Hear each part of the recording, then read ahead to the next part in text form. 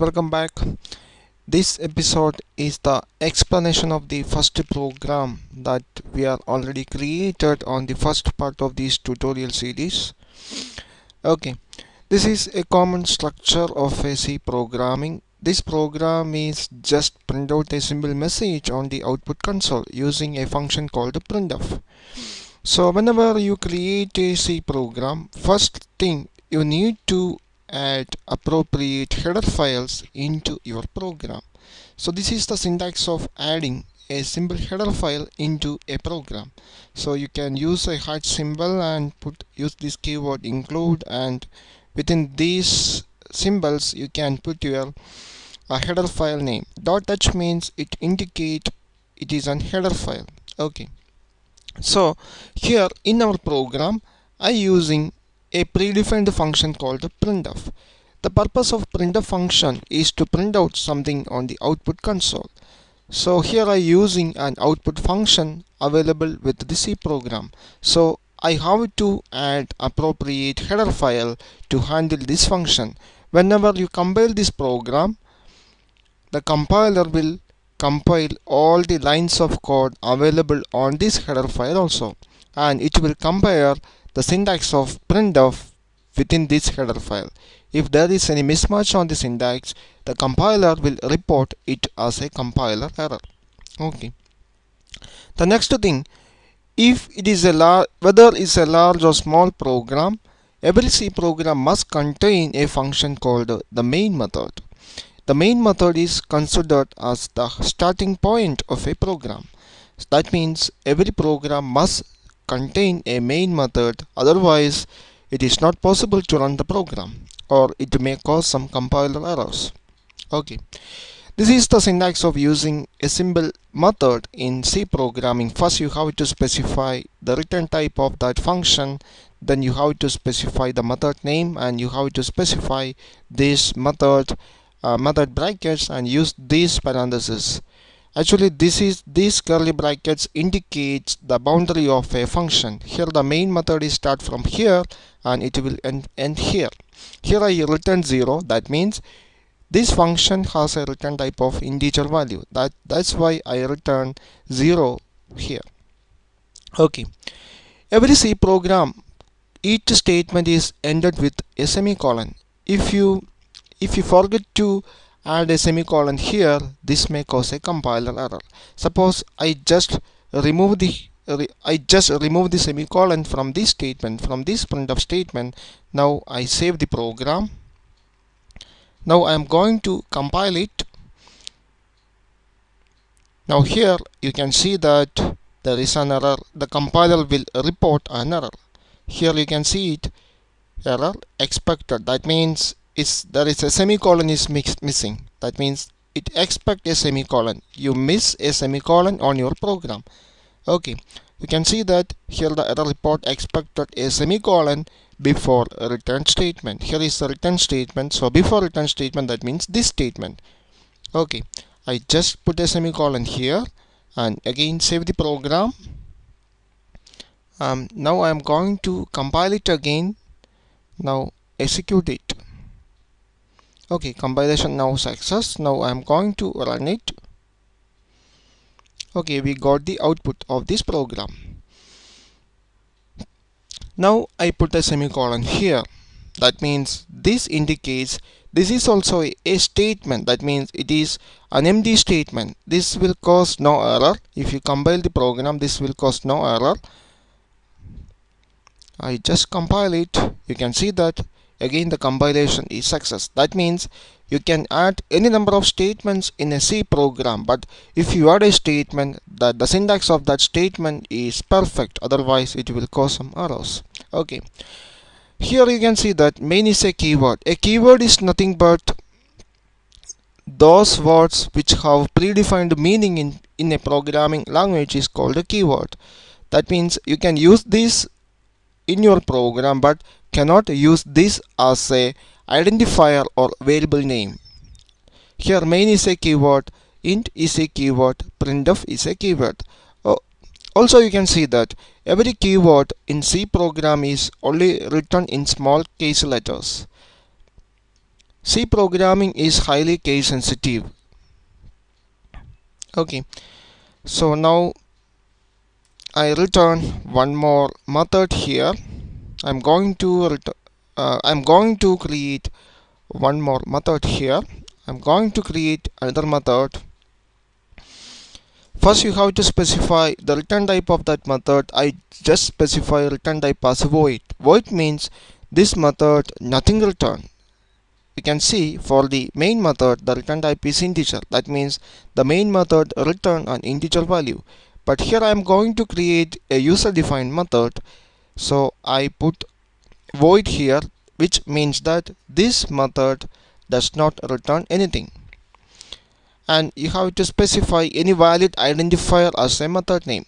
A valid identifier means that method name start with, you can start a method name with any character, or you can use underscore for starting a method name, but make sure that that method name cannot be a keyword. That means it is not possible to make again a main method in this program. That means a program contain only one main method. Also, it is not possible to create, it is not possible to name my method as printf, because printf is a predefined keyword. So I'm going to name my method as method 1. Here you can see that I using a special symbol called underscore, and I using a number, but cannot start the method name with a number. You can use special symbols or underscore within this method name. Okay, now specify the method brackets. This is the method bracket. Now I have to specify the method range or the method boundary. That means this method is start here and end here. This is a simple method definition. Okay, here also I am going to print a simple message on this method. So I use the same function printf hello again from user defined method. This is a statement, so I end this statement with a semicolon. Okay, this is a simple method declaration. A method has three. If you're using a method in a C program, that method has three parts. First one is the method declaration. I already done that declaration. Now you have to call this method.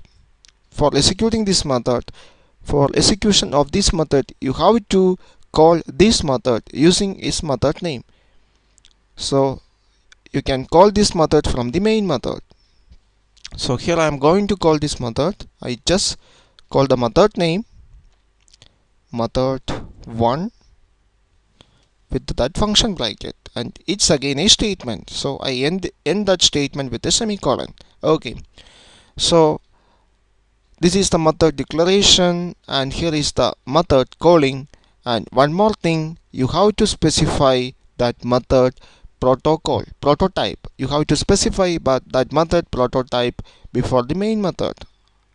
Usually it is included within the header file section. Okay, so this is the syntax. Here is the syntax of creating a method prototype. First you have to specify that method return type. Here the method return type is void. Next you have to specify that method name. Here the method name is method 1. Okay, now specify that method arguments or parameters. That means if that method has any arguments or parameters, you have to specify the data type of that arguments or parameters here. Okay, don't worry, we will discuss about arguments and data types in coming up part of this tutorial. Okay, these are the simple steps for creating a method in C program.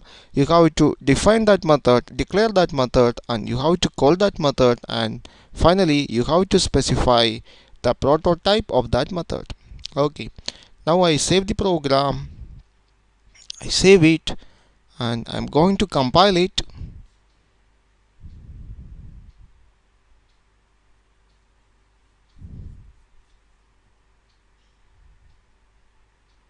Okay, the compilation process is success.